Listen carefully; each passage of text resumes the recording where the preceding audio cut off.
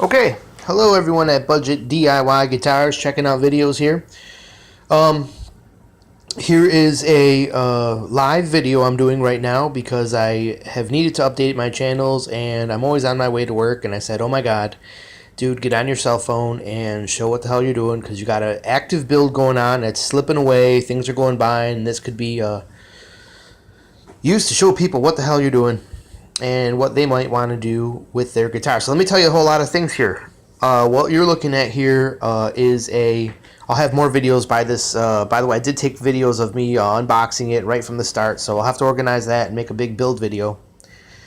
But what this is a raw kit from some website called TomTop, and it was advertised on a somehow to me, and it was $50. So the experiment was, what can you do for 50 bucks? And namely, let's answer the very first question. Can you build a Stratocaster guitar, a cool Stratocaster guitar for $50? Yes and no. You can build a cool Stratocaster guitar for $50? No, right? $50 is you're going to be entry level into the ballpark. And you know what you do with a $50 TomTop guitar? This is your entry into building these things. And what I think you should do if you want to be a budget DIY guitar builder is plan on owning 6 or 7 guitars. Plan on making enough guitars that eventually you, if you're like me who wants to hold on to everything that you build that you think is cool, maybe you'll want to even sell a couple. You'll have enough to sell, right? So what I'm going to show you in these videos, of course, if you know my channel, it's about building these kind of guitars in no space. I'm in a kitchen of a studio apartment here, and that's been taken over by this guitar project, which I usually do about once a year, tax time, right? So this year was a real budget kit, and it's proven some cool points. For 50 bucks, what can you get? You can get a decent starter kit, and so there's plenty of good about it, because I think when I'm finished here, I'm pretty happy with what I'm going to get here. And I'll show you there's some high points to this kit, unexpected, but there are some low points to this kit, and so I want to be clear with what, so you know what you're going to get probably what you're expecting here.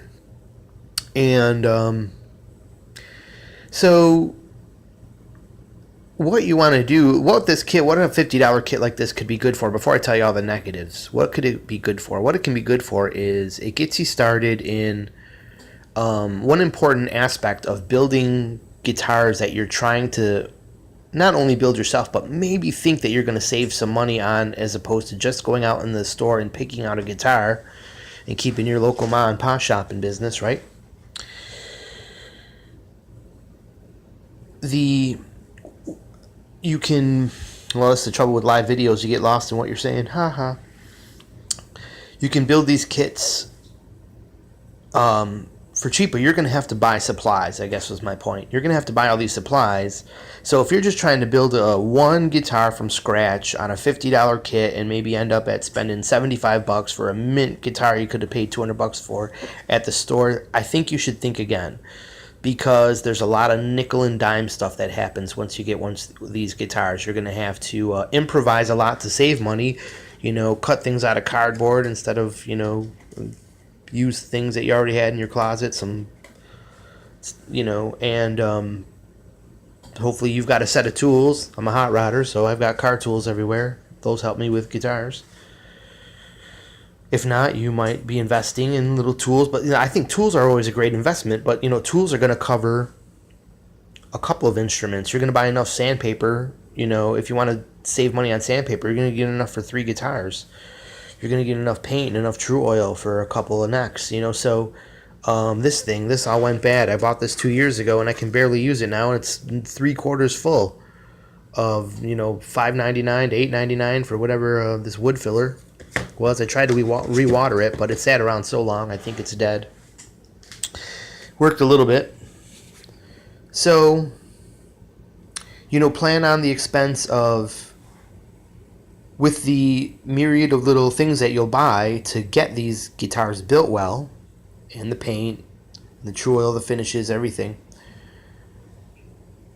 It's going to be a value to build more than one guitar. So become a builder if perhaps you want this to be explained as some kind of value. So let's move on here. It's going to cost you a lot more than 50. Just if I just factored this guitar alone, you know, this is going to be upwards of probably $150 perhaps when I'm done, which is still actually a pretty damn good value for what I think I'm going to build when I'm done with it. What we have here is the I measured a lot, drilled holes there, and every hole's been drilled now. A lot of research on the bits. I took my time. I didn't just jump in anything. If I wasn't sure about anything, I read 4 web pages until I was sure exactly what drill bit size I was using, plus a little bit of my own experimentation about what seemed like. For example, these measuring the screw, I could have used 1 step larger drill bit. However, I tested the first screw with that bit and I found it to be, you know, okay, it was snug, but I said, well, let me try the next one down because this is a very soft wood. What do you know? The next size down really held it snug, so I used a 1 size smaller on almost all the other bolts. And so we've sanded it, checked for blems. It wasn't very good. It really wasn't a great wood color. Steamer going off. Wasn't a great wood color for a burst or anything, and I wanted a solid color guitar anyway, so what we've done here is covered it with a coat of gray sander filler primer. First of all, sanded the body 200, 400, 600 with a flat, going with a grain, everything they'll tell you in all the other videos. Covered it in a primer coat, resanded that, got all the roughness off, all the grains that lifted, got everything smoothed out, and added a color primer coat, which is this Valspar, which could serve as a color as well. If I can find my can here. Oh, here it is. Warming up in the sink because I wanted to give it a little spray before I left for work. As you can see, the cap was a very clear match to what you'll get, but in the end, when you put the white parts on it, like it shows up kind of green, and it's kind of like a light blue too. So I kind of dig the color, but I'm going to show you something here. After I do that, look how amazingly good that looks. I mean, if you were in the mood for a blue and white guitar, then you think that looks pretty good. And it's kind of a dilemma here. So here's the thing: it's a flat and it's a paint and primer. So that's why I thought that I could use it as a primer as well. And you know what's neat about it? It's got a kind of cool look as a flat guitar. And I'm tempted to keep it just a flat color, but what I could do is coat it with some clear. I've got a couple different choices of clear. I got some competing company lacquer, which I don't want to have risk wrinkle, so I've got the same company top coat, but I just read something online that said it really smells, it never dries, so now I'm worried. But you know what people, you know, you never know what happened, you know, how rainy it was when they painted or whatever the hell happened, so. Interesting. Well, that's a possibility. But we've coated. We're pretty happy with this color. I could go over with a gloss coat of some similar color. I could use this as a primer and go with a surf green, which would cover over this and make it a little bit more of a green color. And that's possible, but I'm kind of like cool on like a Daphne blue here, which this ends up looking against the white. However, in more light, it ends up a little bit more like a seafoam green, so you can see why those colors are confused easily on the net. Okay, well, so the story goes that couple interesting things happened when I got this guitar. The trem that I got, this is a trem that I had laying around. This is another reason that, you know, how these things can be of value, because I've built a couple now, so. But this is a replacement trem that was glad I kept hanging around, because I'm trying to do something else here, so hold on a second. I got the original trim is not hanging around here. I put it away in a box. If I can show you in this video, the bottom plate was horrible. The machining was terrible right through here. And it had the made in Mexico narrow spacing. And I didn't use this. This was a reject from my last guitar build because it's a vintage wide spaced, which is only a couple millimeters wider, but it put the E strings off the edge of the neck that I bought for my other build that I paid $123 for, which has been a fantastic neck in every other regard, but it just wouldn't tolerate the wider strings. It was a maple neck, and it kind of curves in at the top, where this what do you call this, rosewood board here really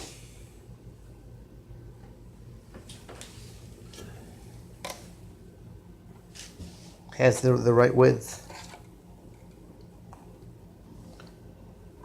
and has a nice look against the green. Really happy with that. Right now that's getting coated with a it's drying.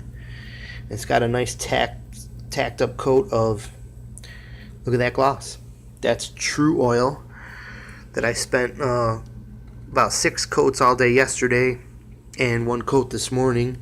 That'll dry all day, and this will be the final coat. It'll come back after like a nice 6-7 hours drying, sand it off, and that'll be the rest I do. I can do the rest, any more coating I want after it's on the guitar, but we'll use the wax. Sorry about the dirty socks in the video. How embarrassing, right? So, $50 guitar, no. Probably though, with this, since that neck, the value there was that neck is wider, so it happened to fit this wider spacing trim with room to spare. So what I'm doing here, especially with the color I've chosen, is try to replicate some kind of 50s guitar. Now my only thing is, like, I wish this would have worked out on the guitar I bought from my last build, which that neck wouldn't take the narrow, wouldn't take the wide spacing. I would have, that body was more routed properly, like a 50s guitar with the single route, and it's made of alder. This basswood is pretty light, balsa, very balsa-like, but I think it'll be a nice compromise. You'll all get the, see how nice I made those holes there. I did that with this machine here I bought for 15 bucks. See the mess on the floor from building this guitar?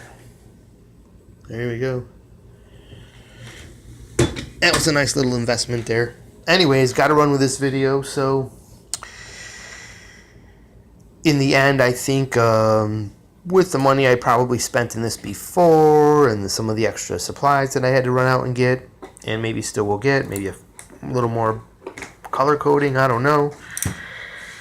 I'll probably have spent, I couldn't think that I spent more than 200 bucks, and then I've gotten a pretty decent 50s Relic Strat.